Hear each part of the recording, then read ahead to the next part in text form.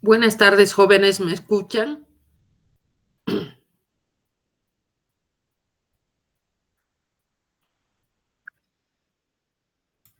Está bien.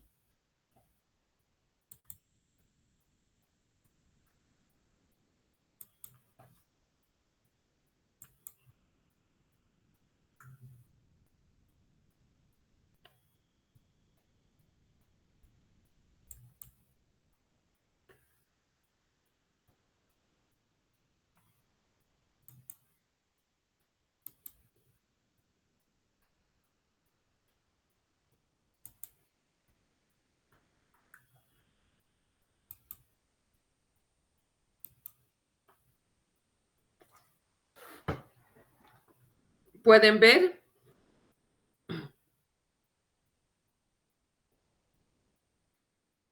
Ya, muy bien. Entonces, vamos recordando en qué quedamos la anterior clase. Si ustedes recuerdan, cuando hablamos de la cromatografía líquida, nos habíamos referido en una primera instancia a la cromatografía líquida tradicional. Luego habíamos visto que los distintos aspectos que hacían que se considere mejorar de alguna manera, tanto en tiempo como en eficiencia, de tal manera que llegamos a un momento de contar con una cromatografía líquida, pero de alta resolución, sometida a altas presiones, que constituye el HPLC. Entonces, a partir de eso es que nosotros habíamos visto una serie de componentes, entre los cuales cada uno ya habíamos ido revisando, como eran los depósitos de fase móvil, el tratamiento de los disolventes, el sistema de bombeo, el sistema de inyección de la muestra, y nos encontrábamos en un componente, habíamos quedado en un componente como eran las columnas. Entonces, cuando nosotros nos referimos a las columnas, tenemos que decir que es el elemento donde se produce la velocidad diferencial de los solutos que permiten la separación de los componentes de una mezcla compleja. También depende del relleno, del tamaño y de la naturaleza química que puedan tener el proceso de separación en los distintos componentes. Ahora, la vida de una columna de uso continuo no debe exceder a los 6 meses. Por eso se hace necesario la presencia de una precolumna que constituye un elemento que va a ir a eliminar, podríamos decir, aquellos materiales que se encuentren en suspensión y posiblemente se encuentren contaminando la fase móvil. Estas precolumnas se las coloca normalmente por delante de la columna. Son baratas, duran aproximadamente unas 400 experiencias, conservan mayor, o sea, por el efecto que tienen, van a conservar mayor tiempo a la columna y por ende mejorar la eficiencia de separación cromatográfica. Las columnas van a ser de acero inoxidable para poder soportar altas presiones. Existen columnas que son de pequeñas dimensiones y también las partículas para cada una de ellas van a permitir una mayor resolución y una sensibilidad con menor gasto de disolvente y tiempo. Las características de las columnas van a ser que aproximadamente van a tener una longitud que va a estar entre 10 y 30 centímetros. Las más frecuentes son aquellas que están por los 25 centímetros. Tienen un diámetro interno de 4 a 10 milímetros, siendo lo más frecuente utilizar 4,6 milímetros. El tamaño de las partículas de relleno oscilan entre 1,8 y 10 micrómetros. Más frecuente es utilizar las de 5. Y la eficacia que se consigue es empleando entre los 40,000 y 60,000 platos por metro. Ahora, Esta precolumna que se encuentra por delante de la columna y cuya función va a ser eliminar los contaminantes de la fase móvil, presentan rellenos muy similares a los de la columna y el tamaño de las partículas de estos rellenos van a ser mayor para poder minimizar el aumento de la presión. Eso en cuanto a las características, podríamos decir, de las columnas y la presencia, podríamos decir, indispensable de la precolumna con, diríamos, la misión de poder prolongar la vida útil de la columna principal. Ahora, las columnas se van a clasificar según el relleno que puedan tener y vamos a tener aquellas columnas en función de su consistencia que van a ser las sólidas, rígidas, aquellos que consideran a los geles duros y aquellos que consideran a los rellenos como ser los geles blandos. Segundo, vamos a ver aquella clasificación según la porosidad de las partículas del relleno, que se van a clasificar en 3 subgrupos. Van a ser aquellas porosas, las superficialmente porosas y las que son nada porosas. Luego tenemos otra clasificación en función de las partículas y finalmente en función del diámetro medio de las mismas. Cuando hablamos de la clasificación en función de su consistencia, nos referimos en primer lugar al grupo que constituyen los sólidos rígidos. ¿Qué características presentan estos? Consisten en una matriz de óxido de silicio y tienen la característica de poder resistir presiones elevadas, aproximadamente entre 10.000 y 15.000 psi. Ahora, cuando están constituidas por partículas de relleno muy pequeñas, se las puede ligar con distintos grupos funcionales, lo que va a implicar multiplicar la aplicación a una serie de diversos elementos, este tipo de rellenos formando parte de las columnas. Si nos referimos a aquella clasificación como van a ser los rellenos constituidos por geles duros, están formados por partículas porosas que están elaboradas en base al poliestireno. Ahora, esta superficie se va a rodear de una sustancia como es el divinilbenceno y su máxima limitación en cuanto a la presión van a ser los 5.000 psi y se usan con fases orgánicas. Los geles blandos, o sea, el tercer grupo, pertenecen los rellenos conocidos con los nombres de agarosa y el cefadex, que no pueden resistir altas presiones que constituyen o presentes en el HPLC, por lo tanto, no pueden ser aplicadas en este tipo de cromatografía. Cuando hablamos de la clasificación según la porosidad de las partículas, nosotros tenemos que referirnos a que las partículas generalmente son esféricas. Se fabrican con lechos de cristales que también van a ser esféricos y por tanto se van a obtener lechos de 3 tipos de porosidades. Los porosos, los que son superficialmente porosos y los que no son nada porosos, conocidos también como peculiares. Ahora, otra clasificación en función de las partículas.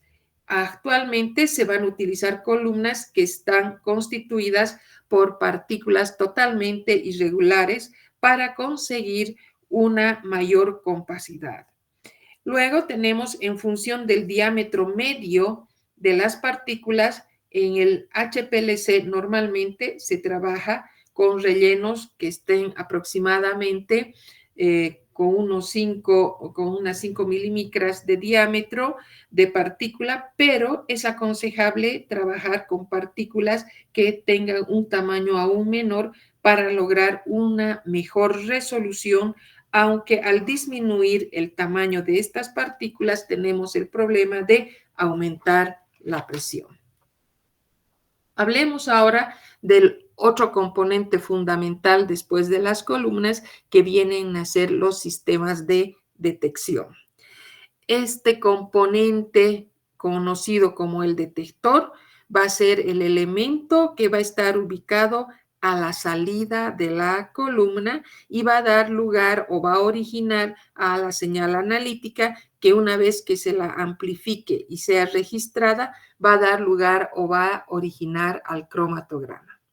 Como consecuencia de referirnos a un sistema de detección, tenemos que inmediatamente hacernos la pregunta de cuáles serán las condiciones de un detector ideal para un equipo de HPLC.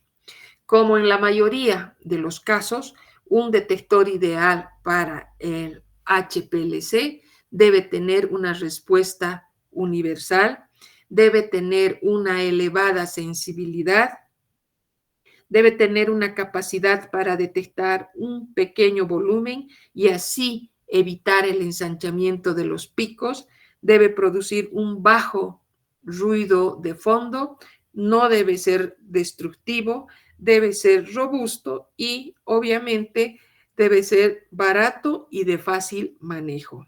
Entonces, todo sistema de detección mínimamente debe aproximarse a estas condiciones de un detector ideal cuando hablamos de un cromatógrafo para HPLC. Dentro los principales sistemas de detección que puedan ser acoplables a un equipo de HPLC, vamos a dividir en 3 grupos para tener una visión general. Aquellos que consideran las técnicas ópticas, aquellos que toman en cuenta las técnicas electroquímicas y aquellos que toman en cuenta otro tipo de técnicas. Dentro de las primeras, es decir, dentro de las técnicas ópticas, consideramos a la absorción ultravioleta visible, a la que considera la fluorescencia, a la fosforescencia, a la quimioluminiscencia, al infrarrojo, a la resonancia magnética nuclear, a la dispersión Raman, a los detectores termoópticos y a aquellos detectores cuyo principio se va a basar en la variación del índice de refracción. Esos son los detectores que consideran o toman en cuenta a las técnicas ópticas.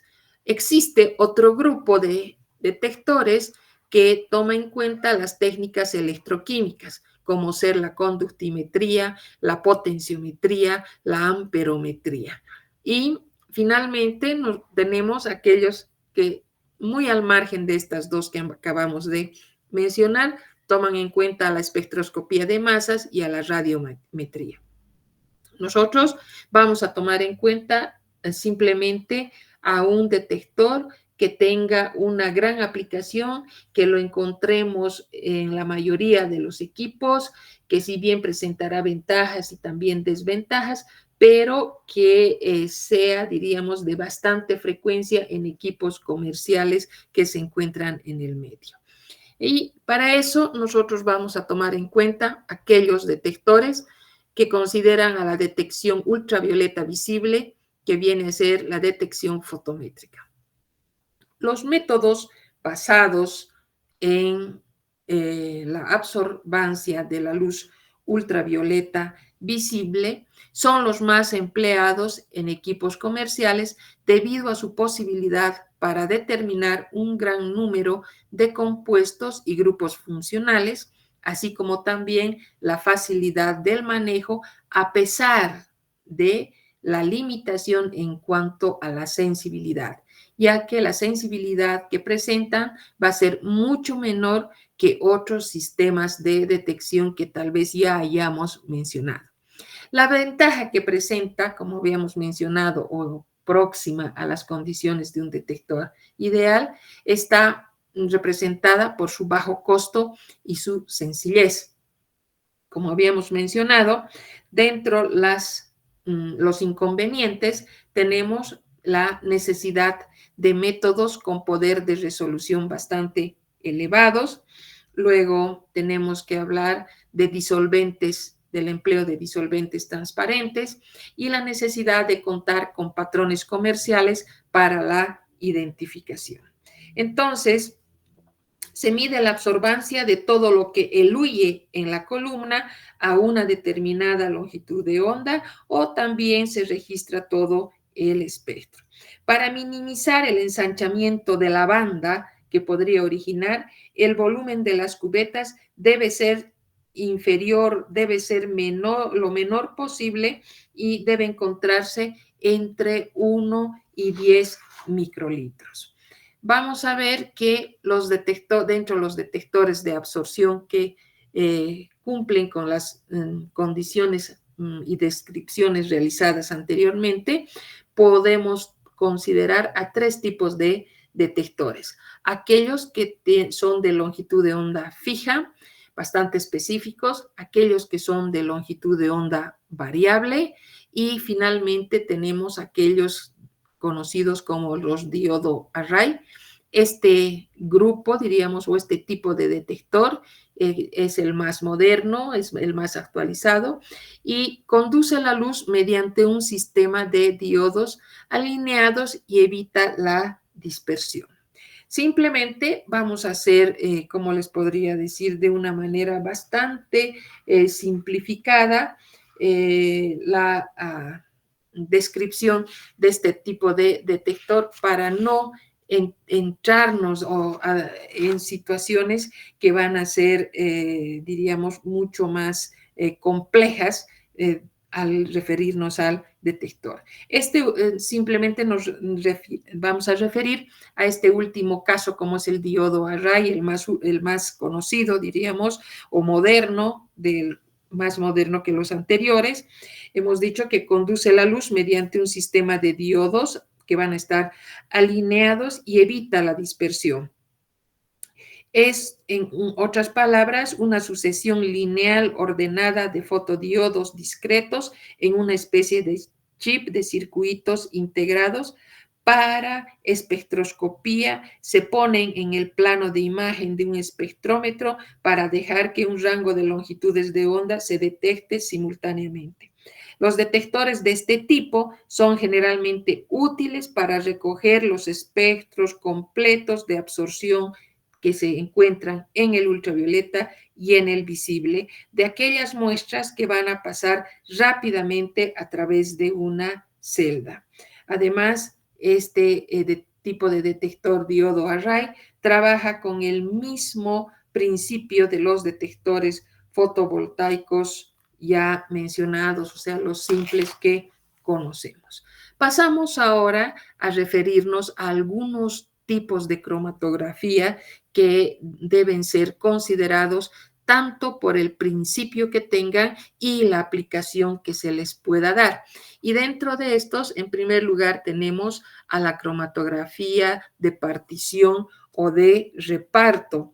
Y esta se basa en una distribución de los solutos entre una fase móvil, que desde luego va a ser líquida, y otra fase estacionaria, que también va a ser líquida, que particularmente, o la característica que debe tener, es de ser inmiscible y soportada sobre un sólido inerte, donde la causa de la discriminación entre los solutos van a constituir la diferencia de la solubilidad.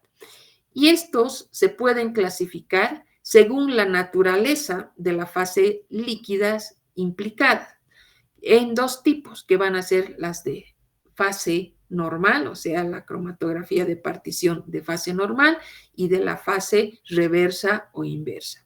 Luego tenemos el segundo grupo, que considera o que está en relación entre el sólido soporte inerte y la fase estacionaria activa. Y aquí consideraríamos a la fase estacionaria absorbida y la fase estacionaria ligada. Para una mejor, diríamos, ubicación, vamos a considerar este cuadrito, donde vamos a ver la descripción rápida o un resumen de lo que van a ser los tipos de cromatografía.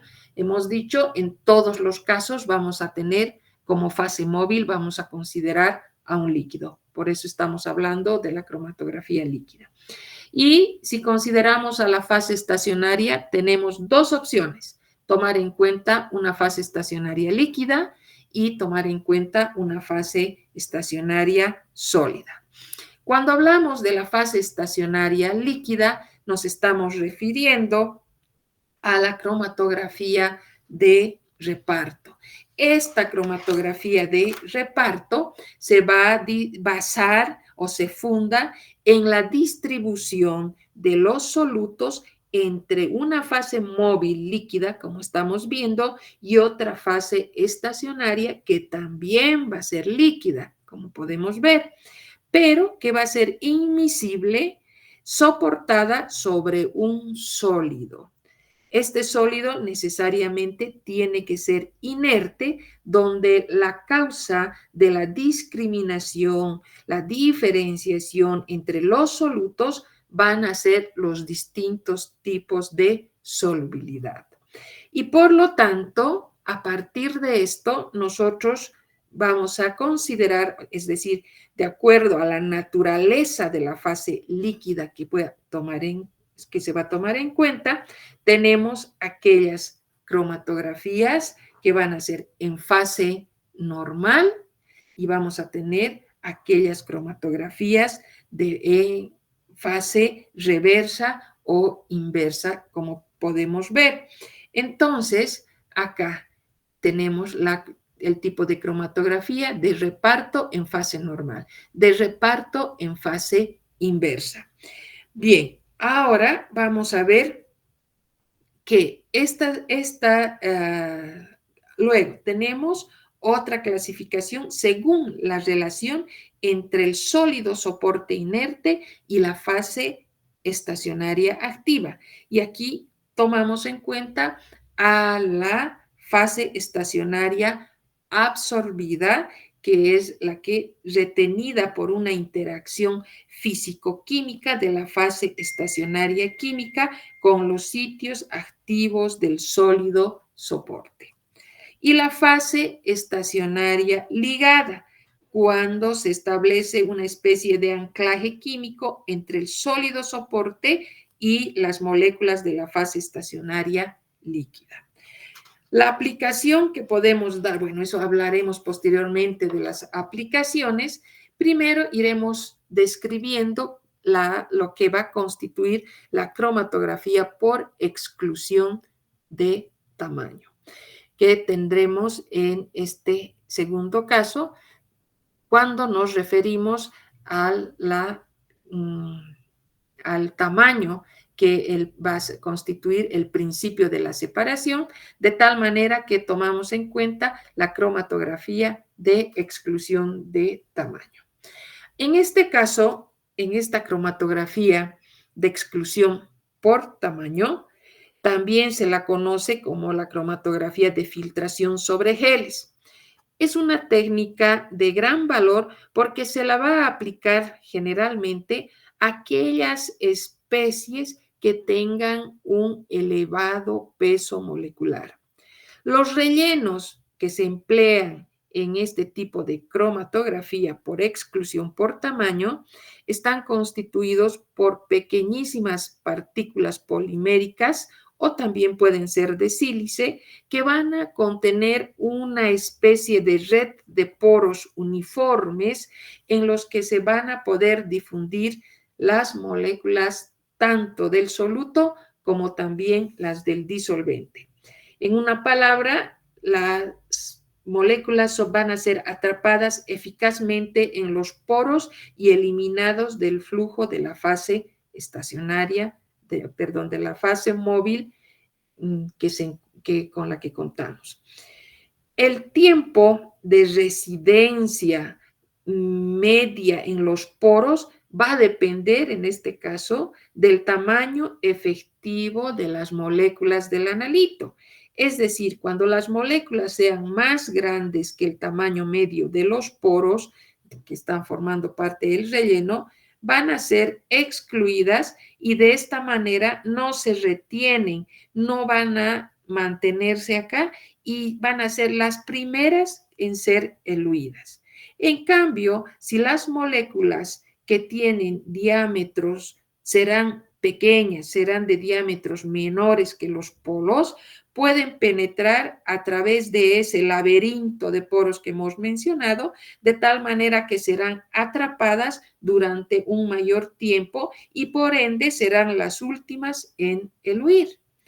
Pero dentro de estos dos extremos van a existir aquellas moléculas cuyo tamaño las podemos considerar intermedio, cuya penetración obviamente va a ser media en los poros, ya que dependerá de su diámetro. Y dentro de este grupo tiene lugar el fraccionamiento que está directamente relacionado con el tamaño molecular y también con la forma molecular.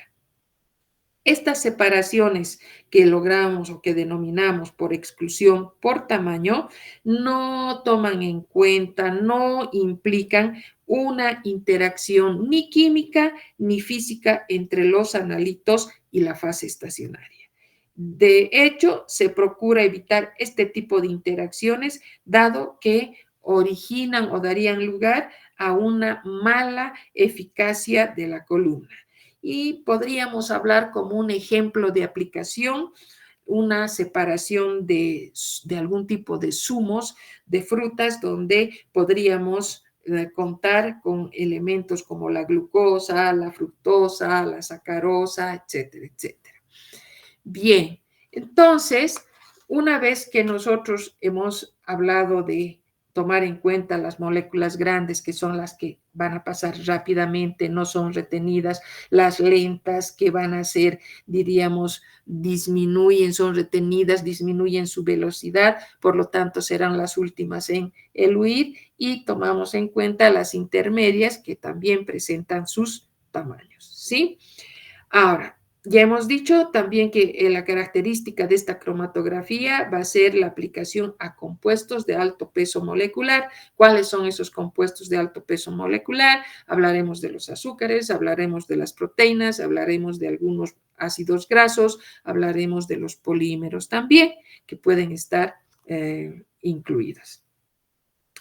Bien, luego vamos a tomar en cuenta la cromatografía de absorción. Ojo, aquí la fase móvil, recordaremos, va a ser líquida. La fase estacionaria ya va a ser sólida. Anteriormente, cuando hablábamos de la cromatografía de reparto o hablábamos de la cromatografía de exclusión de tamaños, estábamos hablando de una fase estacionaria líquida. Ahora estamos pasando a tomar en cuenta una fase estacionaria sólida, donde vamos a incluir en un primer punto a la cromatografía de absorción.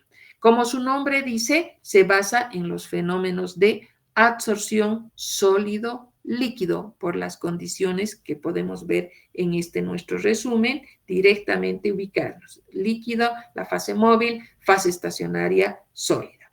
La fase estacionaria va a ser un sólido polar finamente dividido, donde la muestra va a competir con la fase móvil para ocupar los lugares en la superficie del mismo. Bien, ahora, para la fase móvil y el analito que queremos separar, vamos a ver que la retención se va a llevar a cabo por absorción en la superficie de la fase estacionaria. El analito tendrá tendencia a quedarse en la fase estacionaria o tal vez irse hacia la fase móvil. Estos procesos que toman en cuenta la absorción y la desorción van a ser los que dan lugar, van a ser los que hacen que se diferencien unos analitos de otros o se separen a lo largo del proceso de separación. Ahora, en este tipo de cromatografía, ¿cuáles son los rellenos en los que vamos a pensar? En primer lugar, tomaremos en cuenta al sílice y en segundo lugar también consideraremos a la alúmina. ¿Por qué al sílice? Porque es absorbente y se lo emplea con mayor frecuencia porque es estable y no siempre o no es frecuente que dé lugar o pueda originar absorciones irreversibles como ocurre con otro tipo de rellenos, tal es el caso de la alúmina. En este caso, si hablamos de la alúmina, vamos a decir que por estas características va a ser menos empleado que el sílice. En la alúmina también se la prepara de tal manera que haya la presencia de grupos hidroxilo que capaciten la tendencia a absorber los átomos de aluminio. Son los grupos activos donde se va a producir más, diríamos, de una manera más activa el fenómeno de la absorción. Pero como una primera opción, diríamos, de relleno, es el sílice que se lo va a utilizar. Entonces, en este caso, necesariamente tenemos que considerar a los siloxanos, etcétera, etcétera. Ahora, dentro de la cromatografía de absorción que estamos mencionando y hemos tomado en cuenta al sílice y hemos tomado en cuenta a la alúmina, también existen otro tipo de fases estacionarias, diríamos, más recientes, más nuevas. Tal es el caso de aquellas denominadas monolíticas. Este tipo de fases estacionarias tienen, diríamos, han constituido una innovación en lo que se refiere a los rellenos para las columnas HPLC, de tal manera que éstas llegan a superar, evitan, diríamos, al problema que se presenta normalmente con la baja permeabilidad que podríamos contar utilizando los rellenos o los empaquetamientos tradicionales. Las columnas monolíticas son columnas cuya fase estacionaria, en lugar de ser un sólido particulado, está formado por una sola pieza, si vale el término, de un material sólido con una estructura tridimensional que está compuesta por unos poros de distintos tamaños, por lo que se los denomina macroporos y mesoporos. Entonces, ese hecho de tener una mayor permeabilidad va a proporcionar dos ventajas fundamentales. En primer lugar, va a permitir aumentar considerablemente la longitud de la columna, aumentando por lo tanto el número de los platos teóricos y permite una separación más rápida gracias a la posibilidad de operar con flujos de fase móvil elevados. Me esperan un segundito, vamos a...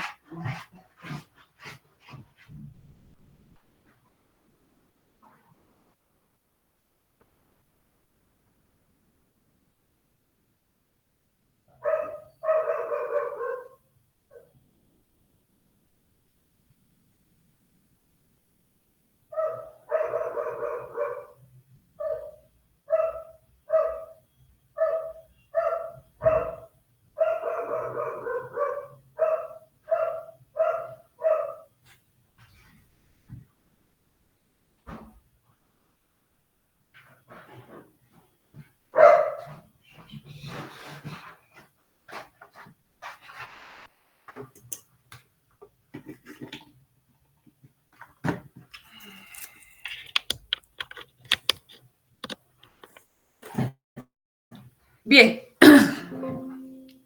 entonces, cuando nosotros, a ver, listo, estamos hablando de la presencia de estas nuevas fases estacionarias, como las, diríamos,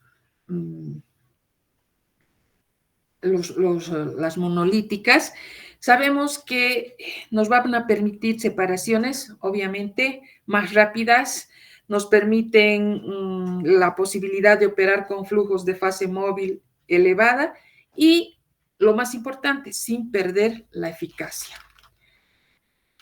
Ahora, ¿Qué características presentará esta cromatografía de absorción? Hay que considerar que la retención de un compuesto en este tipo de cromatografías de absorción va a ir controlada por la energía de absorción sobre el sólido absorbente. ¿Qué quiere decir esto? De manera que a mayor energía de absorción, mayor va a ser la retención del soluto. Entonces, tenemos nosotros, por ejemplo, a los hidrocarburos saturados. Estos son poco o nada absorbidos. En la presencia de dobles enlaces, ¿qué va a hacer? Va a aumentar la absorción.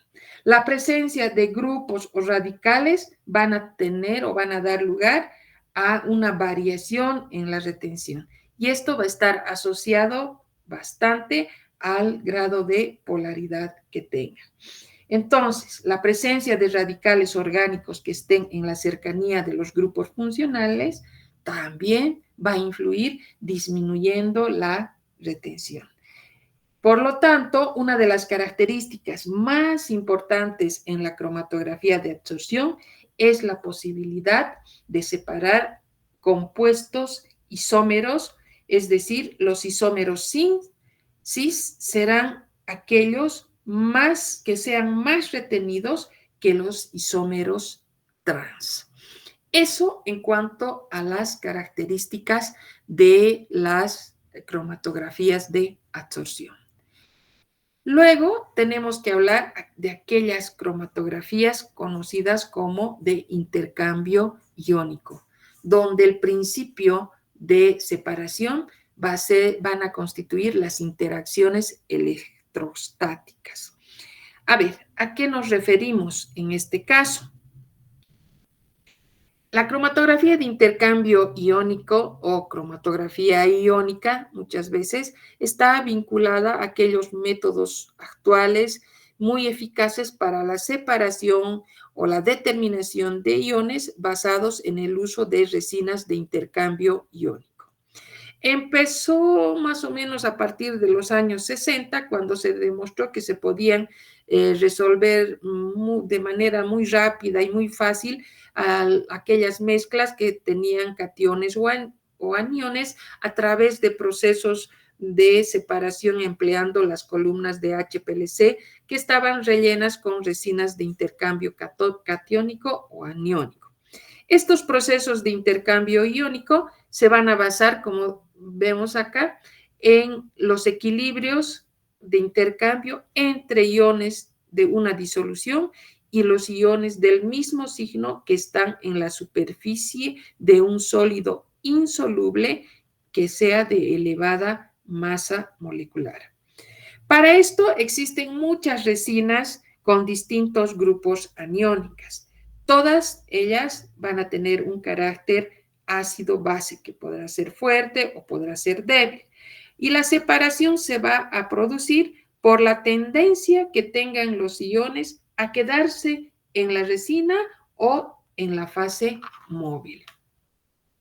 Esta cromatografía de intercambio iónico va a utilizar como relleno de columnas un intercambiador iónico. Las separaciones se producen como consecuencia del fenómeno de intercambio iónico. Vamos a tener un soporte, será una resina de micropartículas que estén formados por polímeros sintéticos o también podrán ser naturales. Estamos hablando de los dextranos, podemos hablar de la celulosa, también puede ser la garosa, y las fases estacionarias tienen que ser necesariamente sólidas. Aquí hablaremos de grupos iónicos cargados, unidos al soporte.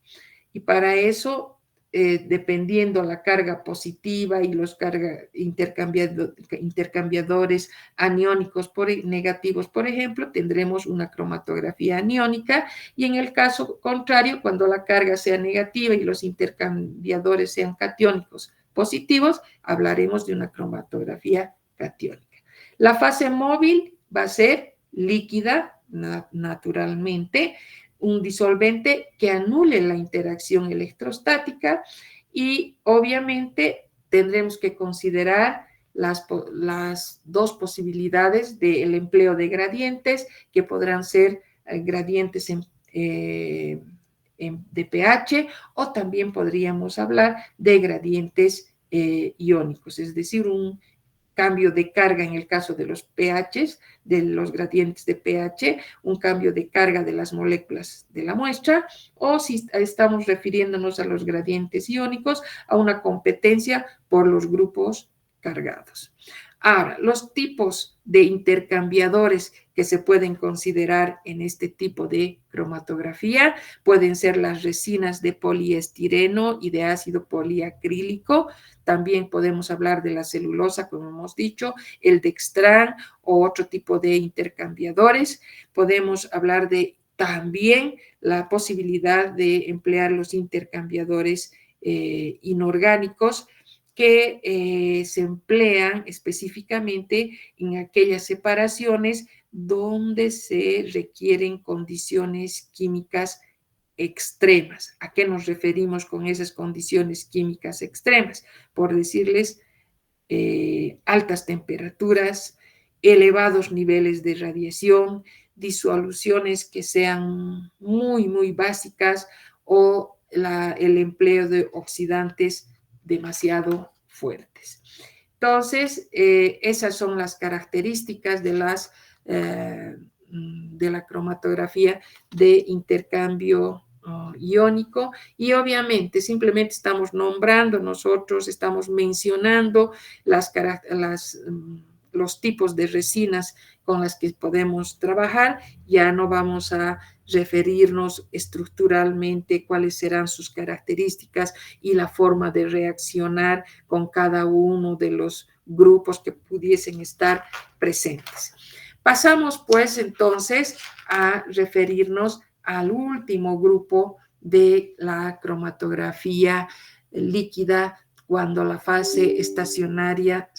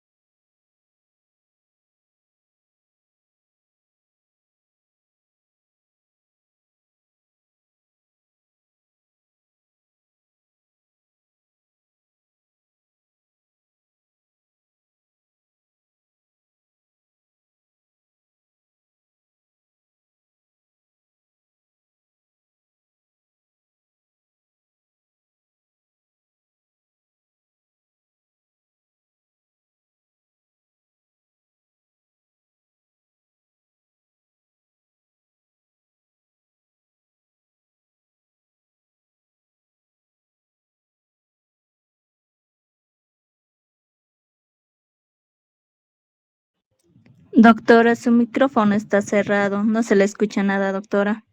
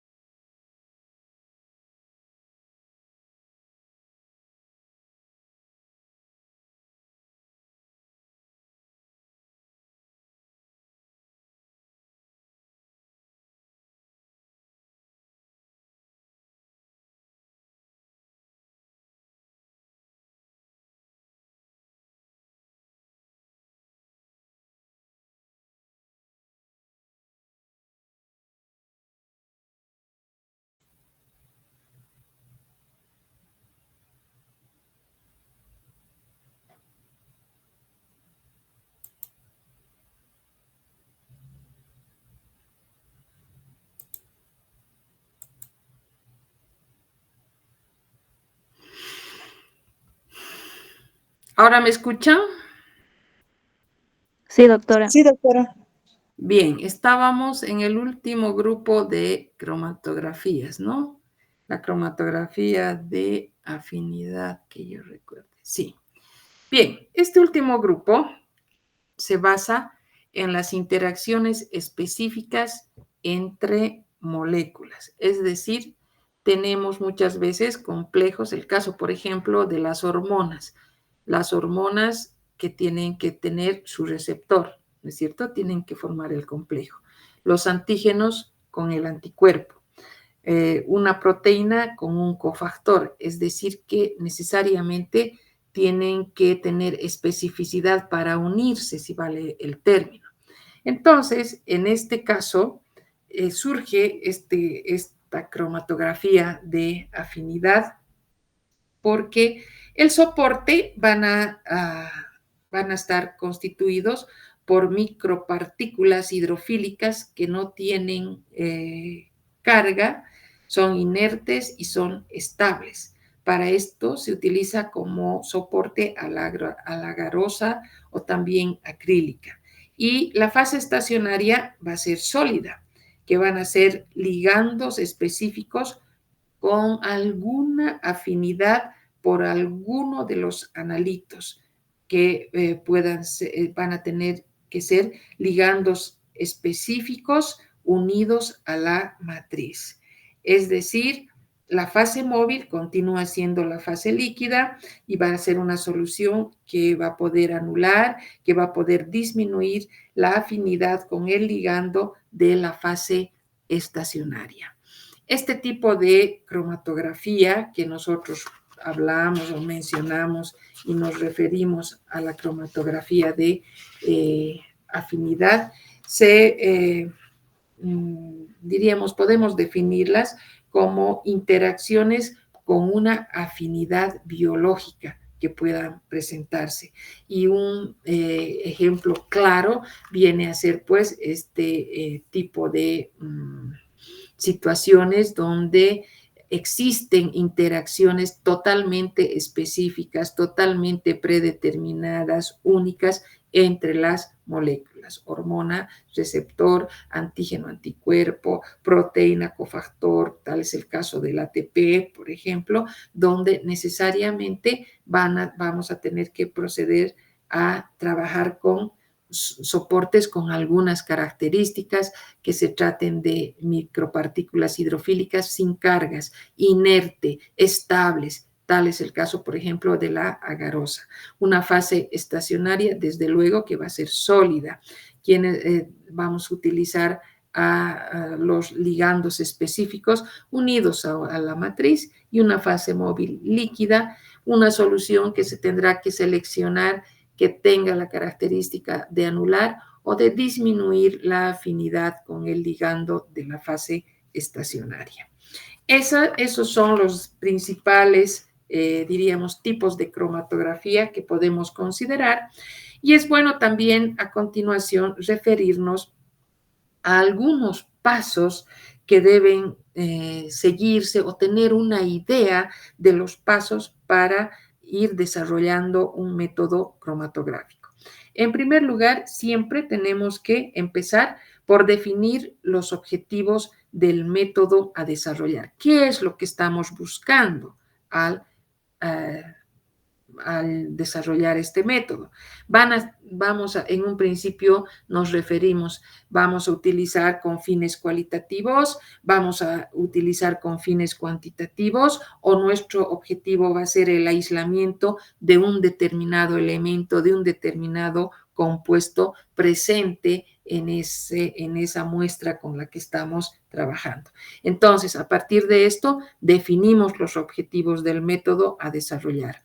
Luego, es muy importante recopilar la información acerca de la muestra y los analitos de interés. ¿Qué información tenemos, con qué datos contamos acerca de los analitos, de las muestras con las que vamos a trabajar? Después de haber hecho toda esta nuestra revisión exhaustiva, después pasamos a hacer recién una revisión bibliográfica, donde a partir de esta información recogeremos los métodos puestos a punto previamente, es decir, cómo vamos a empezar, en qué condiciones vamos a empezar.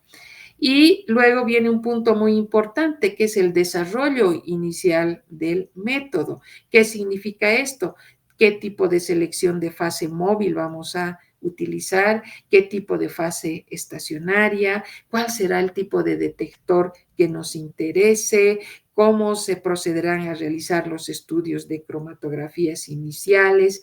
Es decir, este desarrollo inicial del método, en otras palabras, nos va a permitir optimizar el método que vamos a aplicar. Diremos tipo de cromatografía, qué tipo de columna, ahí tomaremos en cuenta la fase estacionaria, tendremos que tomar en cuenta la longitud, el diámetro, el tamaño de las partículas, todas las especificaciones que requiere. Si pasamos a otro punto, tendremos que considerar también las fases móviles. Dentro de las fases móviles tendremos que considerar tipos de disolventes, los aditivos, el pH, la fuerza iónica y todos aquellos detalles que pudiesen entrar. También es importante considerar los gradientes, cómo vamos a querer trabajar. ¿Trabajaremos de una manera constante o vamos a trabajar en gradiente? ¿Qué tipo nuestros disolventes serán los apropiados de una manera isocrática, de una manera en gradiente? ¿Cómo tendrá que ser el flujo? ¿De qué manera tendremos que considerar la temperatura? ¿Cuáles son los volúmenes aconsejables para inyectar la muestra? Etcétera, etcétera, etcétera. Todo esto, todos estos detalles de cada uno de los elementos, de cada uno de los componentes en el proceso ya de separación, están, como se dice, ubicados, o debemos considerarlos en el desarrollo inicial del método. Una vez que hemos tomado en cuenta esto, procedemos a seleccionar las condiciones más óptimas para posteriormente validar el método. Tiene que ser el método óptimo, el método correcto. Y un aspecto que es muy importante, que se debe recordar siempre, es que de qué manera, diremos así, se va a poder aumentar, o de qué manera vamos a poder mejorar la resolución del proceso de separación. Acá Se considerará la optimización de la longitud de onda, la disminución del diámetro de la columna, la disminución de la velocidad de entrada de la fase móvil a la columna, la variación de la composición de la fase móvil mediante un gradiente y obviamente la elección más adecuada tanto de las fases móviles como de las fases estacionarias. Todos estos puntos que hemos mencionado, que alrededor son 5 o 6, van a ser factores que siempre van a poder mejorar la resolución del proceso de separación. Bien, con esto hemos concluido el método de separación de la cromatografía líquida y estaríamos listos a empezar otro método de separación que toma en cuenta a los fluidos supercríticos. La próxima semana creo que no vamos a pasar clases porque hay alguna disposición por la semana facultativa, entonces nos estaríamos viendo dentro de 15 días. Que tengan un buen resto de la tarde, jóvenes. Hasta luego.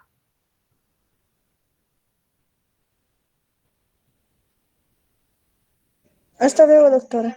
Hasta luego, doctora. Hasta luego, hasta luego.